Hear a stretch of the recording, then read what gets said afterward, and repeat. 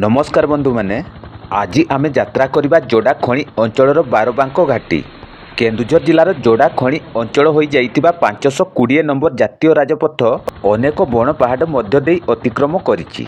तेणु राजपथरे अनेक दुर्गम घाटी मध्य रहिछि। सेहिपरि एक दुर्गम घाटी हेउछि बारबांक घाटी। 520 नंबर जातीय राजपथ अंतर्गत भद्रासाई ग्राम पंचायत टंटो ठारू रुगुड़ी पर्यंत जाइतिबा बारबांक घाटीर लंब प्राय 7 किलोमीटर। राजपथर अंका बंका रास्ता सह उभय पार्श्वर रही घंच जंगल और उच्च पहाड़। एही रास्तार प्राकृतिक सौंदर्य जेतिकी मनोहर, रास्तार यातायात करबा मध्य सेतिकी विपदजनक।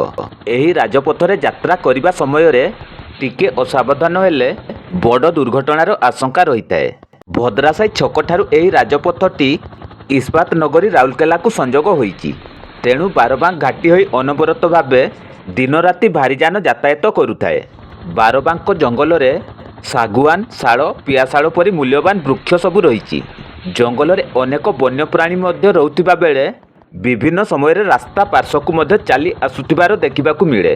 तेणु बारबांक घाटी रे जानबाहन नहीं यात्रा करबा समय रे सावधान होई यात्रा करबा अत्यंत आवश्यक।